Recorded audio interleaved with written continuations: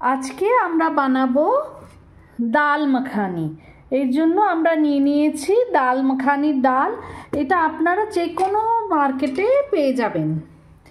এই ডাল মাখানির ডালটা আমরা ভিজিয়ে নিয়েছি, ভিজিয়ে রেখে দিয়েছিলাম। এইবার গরম জলে ভিজিয়েছি, যেহেতু এখন শীতকাল, তাহলে তাড়াতাড়ি এটা সেদ্ধ হয়ে যাবে। আমাদের ডাল মাখানি বানাতে লাগবে টমেটো, পেঁয়াজ, আদা, তেজপাতা। আমার কাছে রসুন, ফ্রেশ রসুন নেই, তাই গার্লিক পেস্ট নিয়ে নিলাম।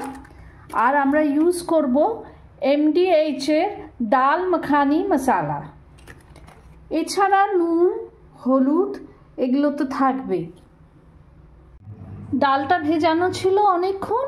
এবার এটা আমরা প্রেসার কুকারে দিয়ে ভালো করে সেদ্ধ করে নেব।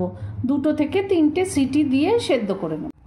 এবার আমরা টমেটো, আদা আর শুকনো লঙ্কাটা পেস্ট করে নেব, আর পেঁয়াজটা ছোট ছোট করে কেটে নিলাম। আমাদের ডালটা সেদ্ধ হয়ে গেছে। এবার এর মধ্যে আমরা দিলাম 1 চামচ হলুদ এবং 1 চামচ নুন। এদিকে আমরা মশলাটা পিষে রেডি করে রেখেছি। এবার আমরা একটা ফ্রাইং প্যান নিলাম। ফ্রাইং প্যানে আমরা তেল গরম করব। এর জন্য আমরা ইউজ করব মশাল কচ্চি ঘনি সর্ষের তেল। একটু অল্প তেলেই রান্না করব। অল্প তেল দিলাম।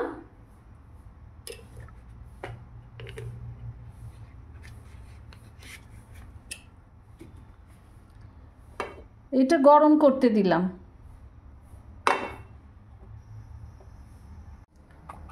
এবার আমরা এতে অল্প জিরে ফোড়ন দিলাম।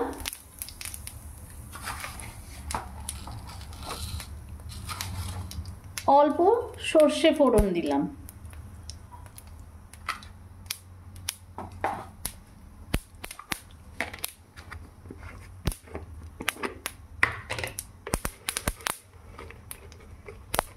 দিলাম শুকনো লঙ্কা।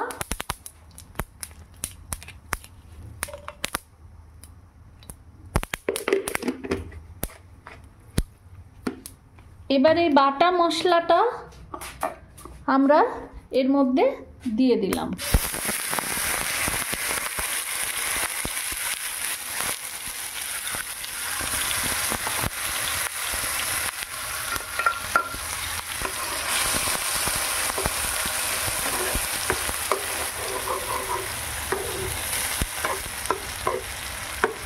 এটা একটু ভালো করে ভাজতে দিলাম। এটা ভাজা হলে তারপরে আমরা ডালের ছকটা দেব। এইটা যখন ভাজা হচ্ছে মশলাটা, এর মধ্যে আমরা দিয়ে দিলাম বেশ খানিকটা গার্লিক পেস্ট,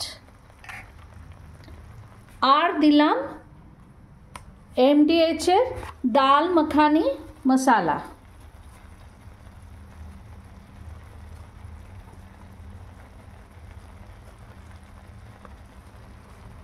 এবার এটা আমরা খুব ভালো করে ভেজে নেব যতক্ষণ না এটা মশলাটা তেল ছাড়ে।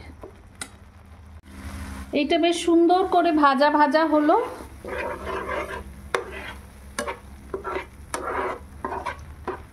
মশলাটা বেশ ভালো করে ভাজা ভাজা হয়ে গেছে, তেল ছেড়ে দিচ্ছে। এইবার আমরা এই মশলাটা ডালের মধ্যে দিয়ে মিক্স করে নেব। মশলাটা মিক্স করে দিয়ে ডালটা আমি কিছুক্ষণ ফুটতে দেব। ইন দ্য মিন টাইম আমরা এতে একটা তেজপাতা একটু ছিঁড়ে দিয়ে দেব।